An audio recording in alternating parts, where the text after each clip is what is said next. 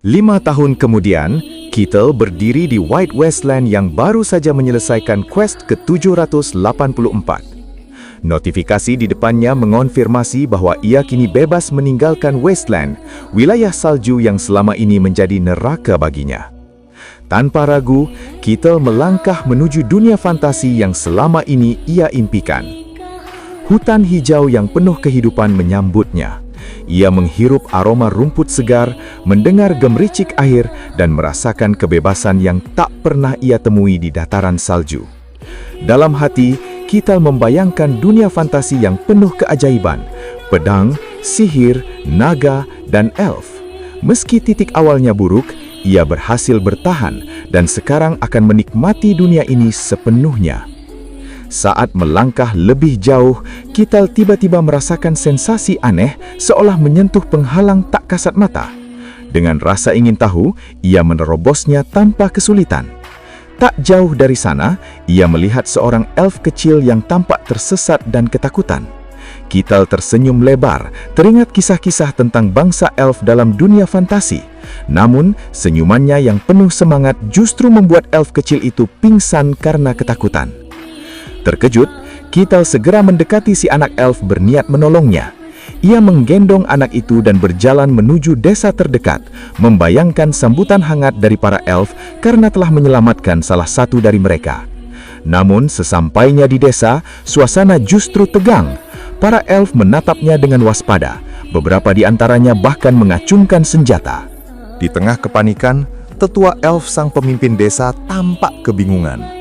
Tanah terpencil yang selama ini tak pernah tersentuh manusia, bagaimana mungkin seseorang bisa menyusup masuk?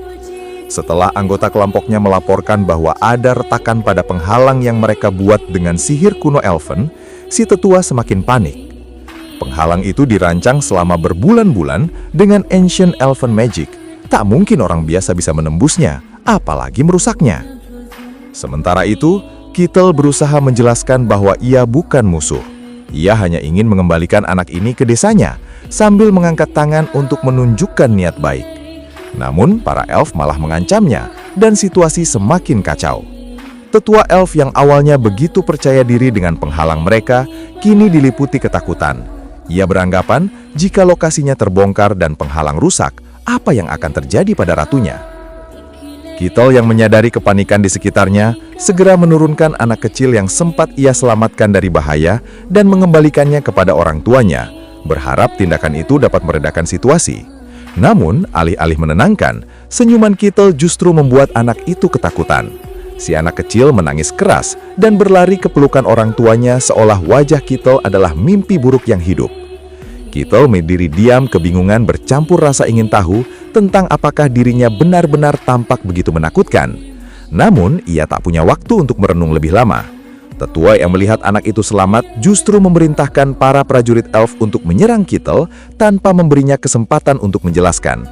Panah-panah mulai menghujani tubuh Ketel, namun anehnya, tak satu pun panah itu mampu melukainya. Para elf yang kini kebingungan sekaligus ketakutan terus menyerang meskipun serangan mereka sia-sia. Ketel menghela napas, kesabarannya menipis. Ia berusaha berbicara memohon agar mereka mendengarkan, tetapi suaranya tenggelam dalam hiruk-pikuk serangan. Akhirnya, dengan gerakan cepat, Ketel menepukkan kedua tangannya. Gelombang energi dahsyat meledak dari tubuhnya, melemparkan para elf ke segala arah dan meninggalkan kawah lebah di tanah.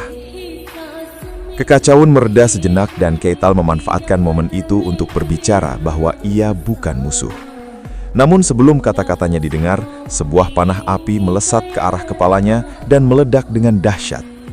Asap tebal menyelimuti Ketel, tetapi ia muncul kembali tanpa luka sedikitpun. Serangan itu berasal dari Marcelia Harsian, Ratu Elf yang baru tiba di tempat kejadian. Tetua buru-buru melaporkan bahwa Ketel menyerang desa mereka dan mengancam keselamatan kaum elf. Mendengar itu, kemarahan Marcelia memuncak. Dengan penuh kebanggaan, ia menyatakan dirinya sebagai Ratu Klan Indigo dan bersumpah akan membalas dendam atas perbuatan manusia yang menjijikan. Ketel kebingungan bertanya-tanya dengan suara penuh frustasi. Namun Marcelia tak mempedulikannya. Ia kembali menyiapkan panah api, kali ini lebih besar dan berbahaya. Panah itu melesat, berubah menjadi gelombang energi berkepala naga yang menderu ke arah Keital. Dengan refleks, Keital mengepalkan tinjunya dan menghantam kepala naga itu. Dalam sekejap, energi naga hancur dan gelombang kejut dari pukulan Keital menghempaskan Marcelia hingga menghancurkan lingkungan di sekitarnya. Marcelia terhuyung, wajahnya memucat.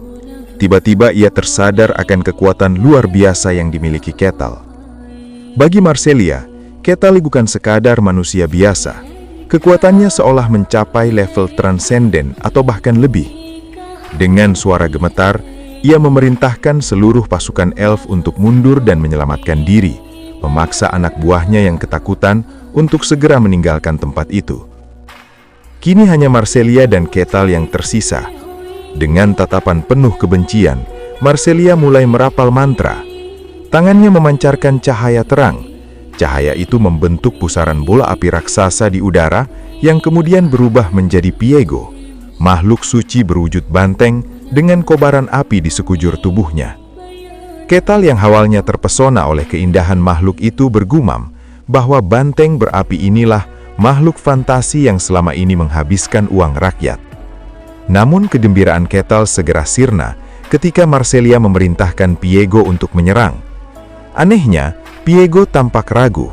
Ia memandang orang di depannya dengan suara penuh keraguan, seolah mempertanyakan apakah sosok itu benar-benar manusia.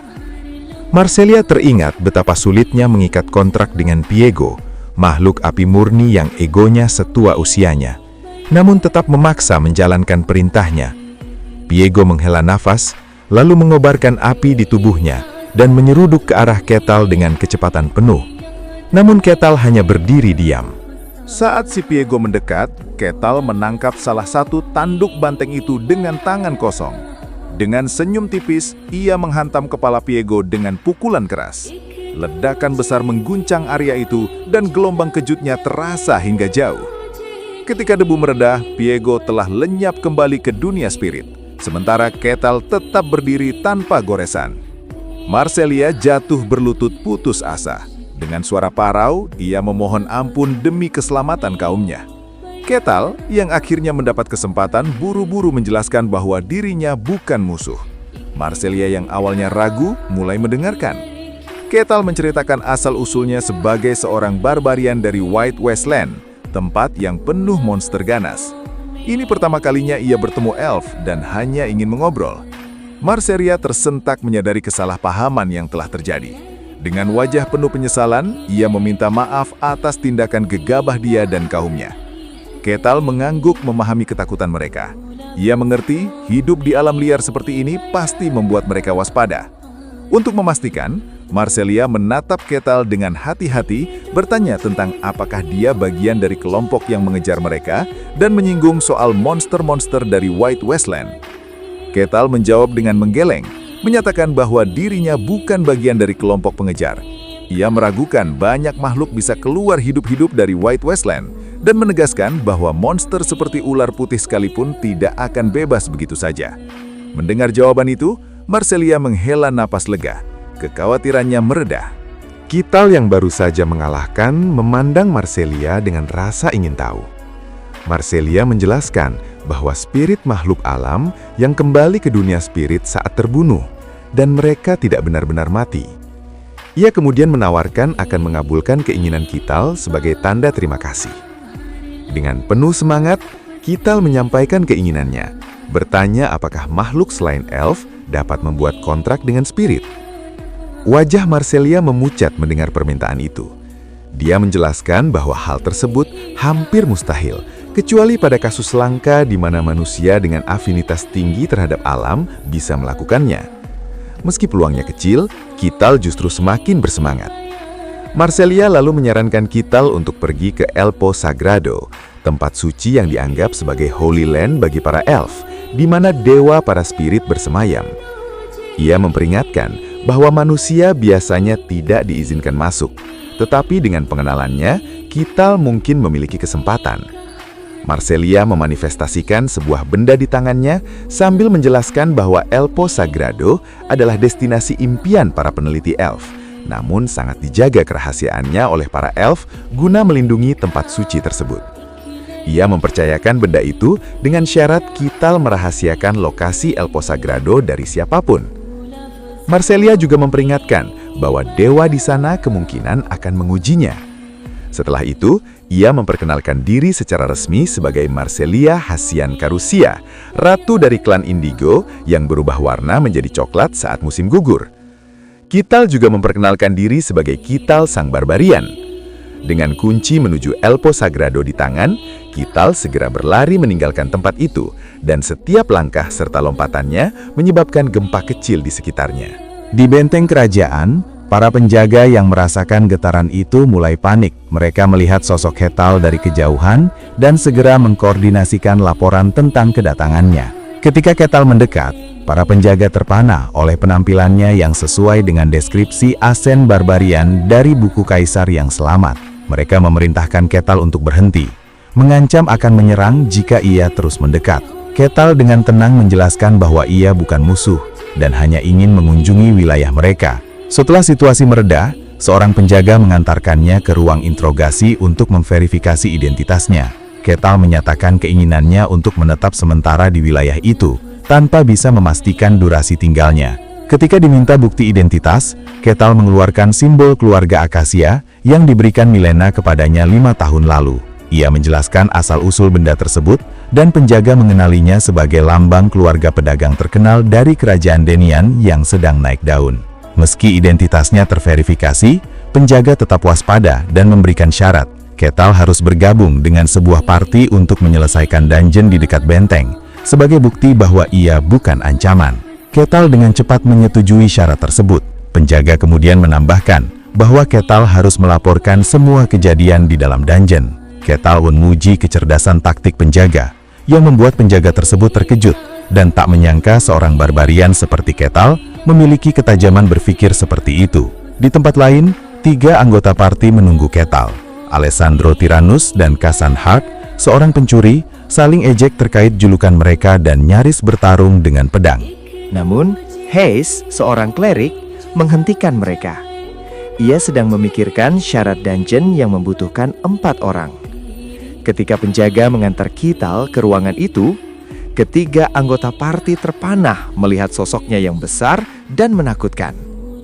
Setelah perkenalan singkat, Kasan, Alessandro, lalu Hayes, mereka berdiskusi sebentar sebelum penjaga memanggil mereka untuk menuju dungeon.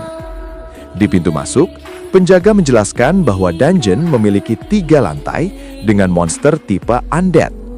Mereka diminta menyelesaikan dungeon dan membawa bukti penyelesaian. Mereka kemudian merancang strategi. Kital dan Alessandro di depan, Kasan memeriksa jebakan, dan Hayes sebagai pendukung. Semua setuju, dan mereka memasuki dungeon.